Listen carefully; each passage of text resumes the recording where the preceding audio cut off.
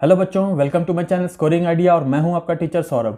बच्चों, जैसा कि आपने थंबनेल में देखा होगा, मैंने आपसे एक क्वेश्चन पूछा है और वो आप समझ सकते हैं कि जो क्वेश्चन है वो आपका जो डायरेक्ट और इनडायरेक्ट स्पीच हम जो करते हैं, नरेशन जिसको हम बोलते हैं, या डायरेक्ट टू इनडायरेक्ट स्पीच हम चेंज करते हैं, उसका क्वेश्चन है। तो उसमें मैंने आपसे पूछा है कि ये सेंटेंस जो है वो सही है या गलत है। तो आपको इसके पीछे एक छोटी सी स्टोरी मैं बताना चाहूँगा। ये जो क्वेश्चन है वो मुझसे मेरे एक टीचर ने पूछा था बहुत पहले, जब मैं पढ़ने जाता था उनसे। तो उन्होंने मुझसे ये पूछा था। तो इसका आप ये मान सकते हो कि मैंने इसका जो आंसर उनको दिया था, बहुत दिन मैंने 2-3 दिन का टाइम लिया था उसे समझने के बाद मैंने जाके उन्हें आंसर किया था। बट उसमें भी मैं करीब 90% ही उनको जवाब दे पाया था। तब जाके उन्होंने मुझे एक्सप्लेन किया था। और ये बहुत इंटरेस्टिंग क्वेश्चन है और आप इस पर दिमाग लगा के पहले देखिएगा और फिर आप बताइएगा कि ये क्वेश्चन आपको कैसा लगा। तो चलिए मैं बताता हूँ कि आपका इसका जो आंसर है वो क्या है। अब देखिए, ये क्वेश्चन जो है आपको यहाँ पर दिया हुआ, मैं थोड़ा सा एक्सप्लेन करते आपको बताऊंगा ताकि आपको समझ में आए कि ये बेसिकली मैंने क्यों पूछा है क्वेश्चन और इसका क्या इंपॉर्टेंस है। तो आपको पता ही होगा बच्चों, जब हम नरेशन पढ़ते हैं, यानी जो हम डायरेक्ट टू इनडायरेक्ट स्पीच में चेंज करते हैं या इनडायरेक्ट टू डायरेक्ट में चेंज करते हैं, तो उसके कुछ रूल्स है। उसके तो मैं सेपरेट वीडियो लेके ही आऊँगा, बट यहाँ पर मैं उसको पूरे डिटेल में नहीं बताने वाला हूँ। मैं सिर्फ इस क्वेश्चन पे रहूँगा, उसका वीडियो आपको अलग से मिल जाएगा। तो इसमें जब हम डायरेक्ट टू इनडायरेक्ट स्पीच में हम चेंज करते हैं, तो यहाँ देखिए, जो हम जैसे कि एक क्वेश्चन जो आपको दिया हुआ होगा, तो उसमें जो भी आपको जो डायरेक्ट फॉर्म में दिया होता है, तो उसमें आपको देखिएगा एक कॉमा और इन्वर्टेड कॉमा जो होता है, उसके अंदर में आपको एक स्टेटमेंट होता है जिसको हम बोलते हैं रिपोर्टेड स्पीच। और उसको जब हम चेंज करते हैं इनडायरेक्ट में, तो हम दैट लगा के या फिर कोई भी बीच में हम एक कंजंक्शन यूज करते हैं, चाहे वो कंडीशनल हो, जैसे इफ, वेदर या WH वर्ड्स वाले जो होते हैं वो आते हैं। तो यहाँ पर हम दैट वाला ही ले रहे हैं। तो एक ऐसा कोई क्वेश्चन लाइक एक स्टेटमेंट था जिसको चेंज करने के बाद ये हमारा जो है वो इनडायरेक्ट स्पीच में चेंज किया हुआ सेंटेंस है, इनडायरेक्ट। ठीक है। तो अब इसमें देखिए, यहाँ सबसे मेजर जो बड़ा फनी सा चीज़ है वो ये है कि यहाँ पर हमने 5 बार दैट यूज किया है। She replied that man had written was wrong. Mostly लोग देखते ही इसको सीधे बोल देते हैं कि ये क्वेश्चन ये जो स्टेटमेंट है या जो सेंटेंस है वो रॉन्ग है।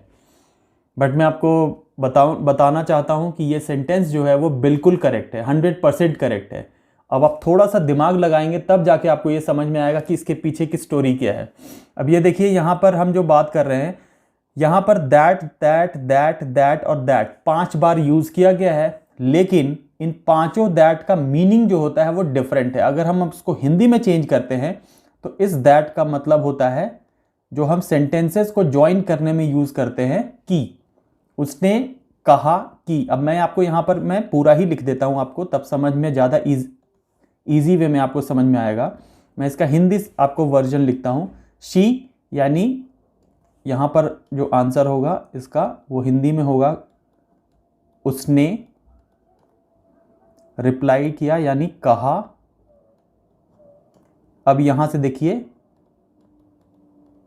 कि, यानी इस वाले दैट का मीनिंग जो है वो है ज्वाइन करने के लिए जब हम यूज करते हैं कि, तो उसका मतलब है कि उसने कहा कि। अब यहां पर सेकंड दैट है, इसका मतलब है वह। इस वाले दैट का भी मतलब है वह। इस वाले दैट का मतलब है जो। अगेन ये कंजंक्शन है, जो। और इस दैट का मतलब है उस आदमी या व्यक्ति ने लिखा था, वह गलत था। उसने कहा कि वह जो उस आदमी ने लिखा था वह गलत था। तो इसमें आपको बाकी चीज़ें तो समझ में आ गई होंगी कि हर दैट का अपना मीनिंग है, बट ये वह क्या है, ये 2 बार दैट क्यों आ रहा है, मेनली मैं भी यहीं पर कंफ्यूज हुआ था। मैंने आपको बताया था कि मैंने आंसर जो था वो ऑलमोस्ट 90% तक सही दे दिया था, बट मैं भी ये नहीं समझ पाया था उस टाइम जब मैं स्टूडेंट था कि वह का क्या मतलब है। तो इसका सीन बच्चों इस टाइप का है कि किसी आदमी ने, जिस आदमी के बारे में ये बात कर रही है यानी ये आदमी, इसने कहीं पर दैट वर्ड यूज किया है, लिखा है कहीं पर दैट वर्ड यूज किया है, और ये रिपोर्ट कर रही है, ये तीसरे आदमी को बता रही है कि वह। अब यहां पर वह का मतलब क्या है कि अगर मैं कहीं पर दैट लिखता हूं, सपोज मैं ब्लैक बोर्ड के पास खड़ा हूं, मैंने कहीं पर दैट लिखा है, ठीक है, अब मेरे बारे में कोई रिपोर्ट कर रहा है, तो वो अगर दूर बैठा हुआ तो वो क्या कैसे पॉइंट आउट करेगा, दैट मतलब मैं जिस चीज के पास हूं उसे मैं टच कर सकता हूं। तो अगर मैं बोर्ड के पास हूं तो मैं वहां पर टच करके बोल सकता हूं दिस दैट। लेकिन कोई दूर बैठा हो और वो रिपोर्ट कर रहा हो, थर्ड पर्सन नरेट कर रहा हो किसी चीज को, तो उस केस में वो क्या बोलेगा, दैट, मतलब दूर से दिखा के बोलेगा दैट।